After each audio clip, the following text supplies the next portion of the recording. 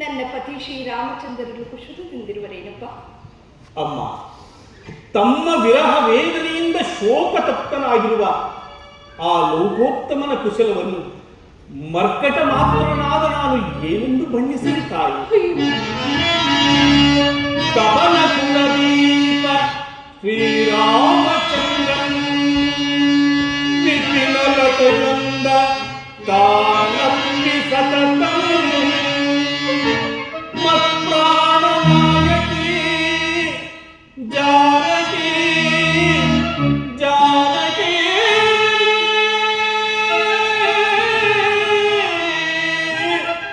ಹೃದಯ ಸಂಯುಕ್ತೋ ಆಹಾರ ನಿದ್ರೆಗಳಲ್ಲಿ ತೊರೆದು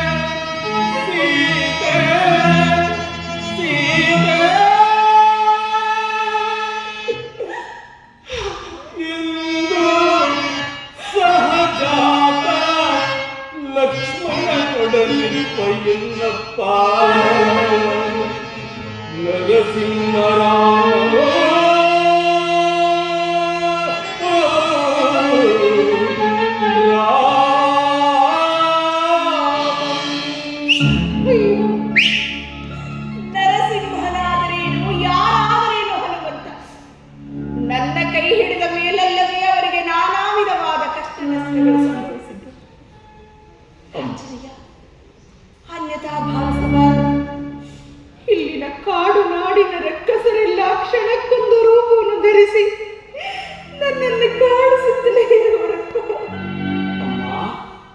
ಮಾಯಾವಿಗಳ ಮಧ್ಯೆಯಲ್ಲಿ ವಾಸ ಮಾಡುವ ಪ್ರತಿಯೊಬ್ಬರಿಗೂ ಅದು ಸಹಜವಾದ ಸ್ವಭಾವ ತಾನೇನಮ್ಮ. ಅದಕ್ಕೆ ನೀನು ನಿಜವಾಗಿಯೂ ಶ್ರೀರಾಮಚಂದ್ರನ ಭಂಡನೆ ಸಂದೇಹ ಪಡುತ್ತಿರುವೆ ಆ ತಾಯಿ. ಸಂದೇಹ ಬೇಡಂ ಈ ದಾಸನಲ್ಲಿ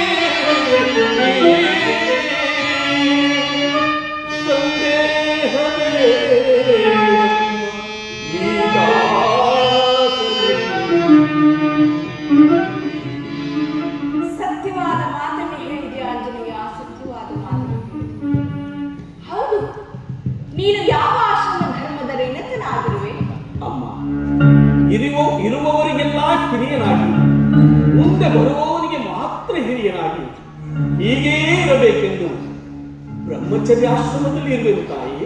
ಹೌದು, ನನ್ನ ಪತಿ ಶ್ರೀರಾಮಚಂದ್ರನಿಗೂ ನಿನಗೂ ಸ್ನೇಹ ಬೆಳೆದ ಬಗೆ ಹೇಗೆ? ಅಮ್ಮ, ತಮ್ಮನ್ನೇ ಹರಸುತ್ತ ಶ್ರೀರಾಮ ಲಕ್ಷ್ಮಣರು ತುಂಗಭದ್ರಾ ನಾಡಿನ ಋಷ್ಯಮೂಕ ಪರ್ವತ ಪ್ರಾಂತ್ಯಕ್ಕೆ ಬಂದರು.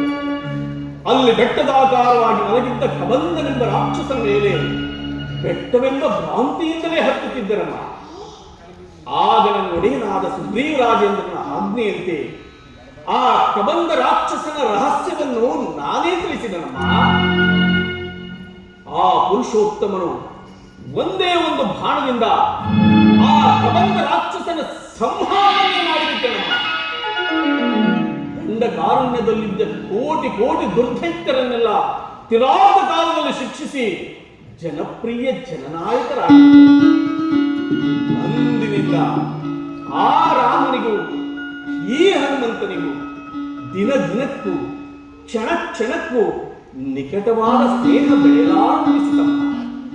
ಅಮ್ಮ, ಒಂದೇ ಒಂದು ಮಾತಿನಲ್ಲಿ ಹೇಳಬೇಕೆಂದರೆ ಕಾವೇರಿ ನಾಡಿನ ಹಳ್ಳಿ ಹಳ್ಳಿಯ ಮನೆ ಮಕ್ಕಳೆಲ್ಲ ರಾಮನ ಬಂಟ ಹನುಮಂತ, ರಾಮನ ಬಂಟ ಹನುಮಂತ ಎಂದು ಹಗಲಿರುಳು ಹಾಡುತ್ತಿರುತ್ತಾರಮ್ಮ.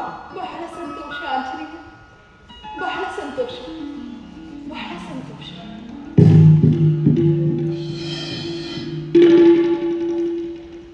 ಹೌದು, ಆ ಕಡಲ ಒಡಲನ್ನು ನೀನು ಹೇಗೆ ದಾಟಿ ಬಂದೆ? ಪರೀಕ್ಷಿಸುತ್ತಿರುವೆಯಾ ತಾಯಿ? ಪರೀಕ್ಷಿಸಿದರೆ ಅವನ ಪರೀಕ್ಷೆ ಫಲಿತಾಂಶ ದೊರೆಯುವುದು? ನನ್ನಂತೆಯೇ ಗುಡ್ಡಗಾಡಿನಲ್ಲಿ ಬೆಳೆದು ಗೆಡ್ಡೆ ಗೆಣಸುಗಳನ್ನು ತಿಂದು ಜೀವಿಸುತ್ತಿದ್ದ ಅಗಸ್ತ್ಯ ಮಹರ್ಷಿಯು ಸಪ್ತ ಸಾಗರಗಳನ್ನು ಹೇಗೆ ಏಕಾಪೋಷಣ ಮಾಡಿದರಮ್ಮ? ಸತತ ಸಾಧನೆ ಎಂಬ ಕ್ರಿಯಾಸಿದ್ಧಿಯಿಂದಲ್ಲವೇ?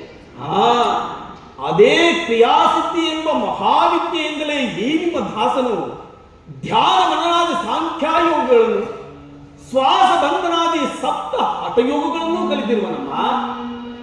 ಅಮ್ಮ, ನಿಮ್ಮ ರಮಣನ ನಾಮಸ್ಮರಣೆ ಮಾತ್ರದಿಂದಲೇ ತೆಂಕಲ ಗಣನನ್ನು ಕೇವಲ ಕಾರ್ಯೋಪಾದಿಯಲ್ಲಿ ಧಾಡಿ ಬಂದಿರಬೇಕಾಗಿ. ಈ ಘನತರವಾದ ವಿದ್ಯೆಗಳೆಲ್ಲ ನೀನು ಎಲ್ಲಿ ಕಲಿತೆ? ಮಾತೃದೇವೋಭವ ಎಂಬ ವೇದವಾಣಿಯ ಮೇಲೆ ಅಚಲವಾದ ನಂಬಿಕೆಯನ್ನಿಟ್ಟು ಎಲ್ಲವನ್ನೂ ನನ್ನ ಎತ್ತಮ್ಮನಿಂದಲೇ ಕಲಿತಿದ್ದೇನೆ. ಅಮ್ಮ, ಈ ಪ್ರಪಂಚದಲ್ಲಿ ತಾಯಿಗಿಂತ ಮಿಗಿಲಾದ ಗುರು ದೈವ ಬೇರೊಂದು ಇಲ್ಲವೆಂದೇ ನನ್ನ ಭಾವನೆ ತಾಯಿ. ಹಾಗಾದ್ರೆ ನನ್ನ ಪತಿ ಶ್ರೀರಾಮಚಂದ್ರನಿಂದ ಕಲಿತ ವಿದ್ಯೆ ಯಾವುದು?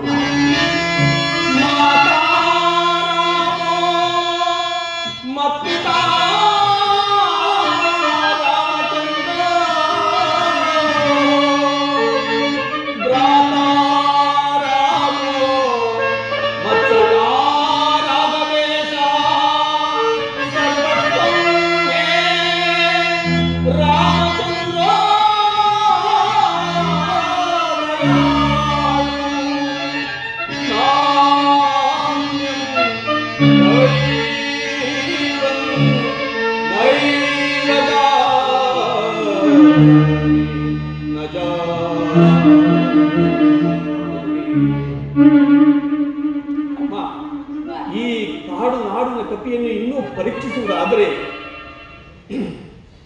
ತಾವು ಅನ್ಯಥಾ ಭಾವಿಸದೆ ಮನಸ ಒಪ್ಪಿದಲ್ಲಿ ಈ ನನ್ನ ಭುಜದ ಮೇಲೆ ಕುಳಿತುಕೊಳ್ಳಿ. ಕ್ಷಣಾರ್ಧ ಕಾಲದಲ್ಲಿ ಎನ್ನಪ್ಪ ಶ್ರೀರಾಮಚಂದ್ರನ ಬಳಿಗೆ ನಿಮ್ಮನ್ನು ಕರೆದೊಯ್ದು ಬಿಡಿ.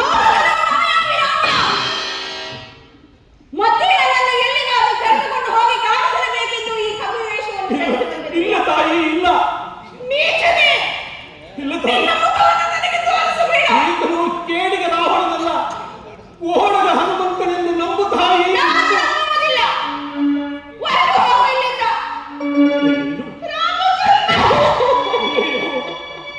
ಅಯ್ಯೋ, ಹೀಗೇನು ಮಾಡದೆ? ಚಪಲತರವಾದ ಪ್ರತಿಬುದ್ಧಿಯಿಂದ ಮಾತೆಗೆ ನನ್ನಲ್ಲಿ ಉಂಟಾಗಿದ್ದ ನಂಬಿಕೆಯನ್ನೆಲ್ಲ ಕಳೆದುಕೊಂಡಂತಾಯಿತಲ್ಲ. ಅಯ್ಯೋ ರಾಮಚಂದ್ರ, ಶ್ರೀರಾಮಚಂದ್ರ,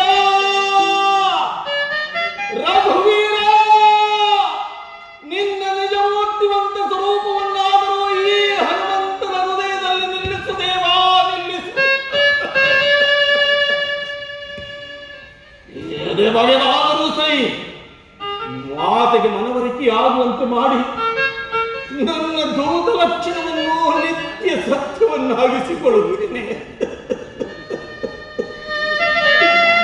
ನಿತ್ಯ ಸತ್ಯವನ್ನಾಗಿಸಿಕೊಳ್ಳುತ್ತೇನೆ. ನಿತ್ಯ ಸತ್ಯವನ್ನಾಗಿಸಿಕೊಳ್ಳುತ್ತೇನೆ. ಇಲ್ಲ ಇಲ್ಲ, ಎದೆ ಬಗೆದುಕೊಂಡರಲ್ಲ, ತಲೆ ಹೊಡೆದುಕೊಂಡರಲ್ಲ, ಮತ್ತೆ ಹಿಂತಿರುಗಿ ಹೋಗಿ ಸಾಕ್ಷಾತ್ ಶ್ರೀರಾಮಚಂದ್ರನ್ನೇ ಕರೆತಂದು ನಿಲ್ಲಿಸಿದರೂ ಸಹ ಇವೆಲ್ಲವೂ ಹಾವಾಡಿಗನ ಮೋಡಿ ಎಂದು ಮೂದಲಿಸಿ ಬಿಡುತ್ತಾಳೆ ಮಾತೆ. ಏನ್ ಮಾಡಲಿ, ಈಗೇನು ಮಾಡಲಿ? ರಾಮಚಂದ್ರ, ರಾಮಚಂದ್ರ, ಮರೆತಿದ್ದೆ ಮರೆತಿದ್ದೆ.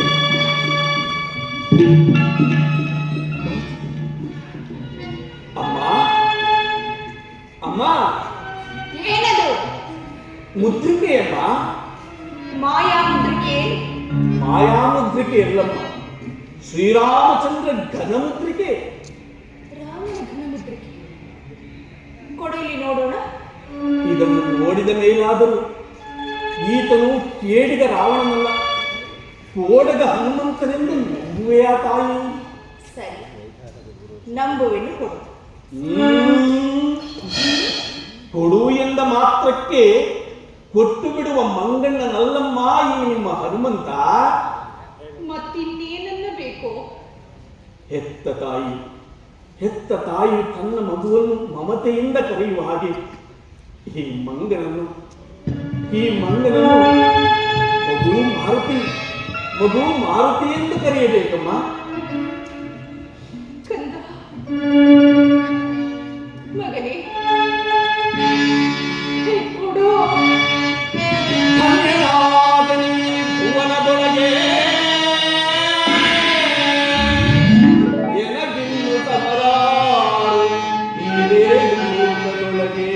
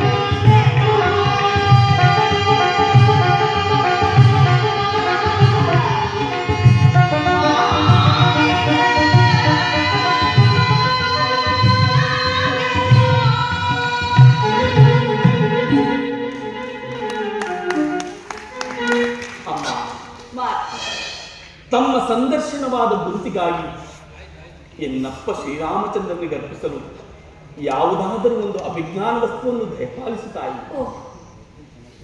ಏನು ಕೊಡಲಿ? ಓ, ನಾನು ಮರೆತಿದ್ದೆ ಮಾತು. ತೆಗೆದುಕೊಂಡು ಹೋಗಿ ನನ್ನ ಶ್ರೀರಾಮಚಂದ್ರನಿಗೆ ಅರ್ಪಿಸಿ ನನ್ನನ್ನು ಆದಷ್ಟು ಬೇಗ ಇಲ್ಲಿಂದ ಕರೆದುಕೊಂಡು ಹೋಗಬೇಕೆಂದು ಹೇಳಪ್ಪ. ಧನ್ಯನಾದ ತಾಯಿ. ಅಮ್ಮ, ಎನ್ನಪ್ಪ ಶ್ರೀರಾಮಚಂದ್ರನಿಗೆ ಏನೆಂದು ವಾರ್ತೆಯನ್ನು ತಿಳಿಸಲಿ ತಾಯಿ? ನಾನು ಜನಕ ರಾಜೇಂದ್ರನ ಸಾಕು ಮಗಳು ಮಾತ್ರವಲ್ಲ, ದಶರಥ ರಾಯನ ಹಿರಿಯ ಸೊಸೆ ಅಷ್ಟೇ ಅಲ್ಲ, ಶ್ರೀರಾಮಚಂದ್ರನ ಧರ್ಮಪತ್ನಿ ಎಂಬುದು ಎಷ್ಟು ನಿತ್ಯ ಸತ್ಯವೋ, ಮಹಾಬ್ರಾಹ್ಮಣನ ಪ್ರಚಂಡ ರಾವಣರ ಹಿರಿಯ ಮಗಳೆಂಬುದು ಅಷ್ಟೇ ಸತ್ಯ. ಈ ವಿಚಾರವನ್ನು ಮರೆಯದೆ ತಿಳಿಸು. ಅಮ್ಮ,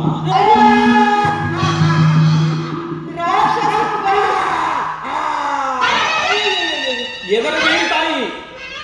ಲೋಕಾಂತರಗಳನ್ನೇ ಕಟ್ಟಾಳು ಮಾಡುತ್ತಿರುವ ಆ ಪರನಾರಿ ಚೋರ ಪ್ರಚಂಡ ರಾವಣನನ್ನು ಸಂಘರ್ಷಿಸಿ ಸಂಧಾನ ಮಾಡಿಕೊಂಡೇ ಹಿಂದಿರುಗುತ್ತೇನೆ ತಾಯಿ.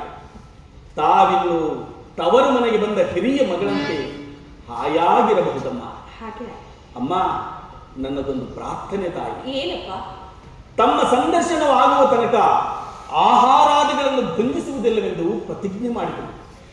ಇನ್ನು ತಮ್ಮ ಸಂದರ್ಶನವಾದ ಮೇಲೆ ನನ್ನ ಕುಕ್ಷಿಬಾಧೆಯು ಬಹಳವಾಗಿ ಬಾಧಿಸುತ್ತಿರುವುದು.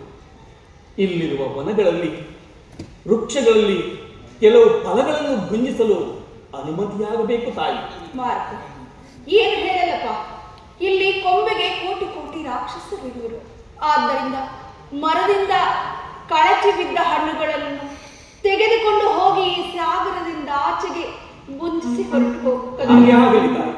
ಅಮ್ಮ, ಕಪಿಗಳು ಭುಂಜಿಸುವುದನ್ನು ತಾವು ನೋಡಬಾರದು. ಸ್ವಲ್ಪ ಮರೆಯಾಗಿ ತಾಯಿ. ಹಾಯ್.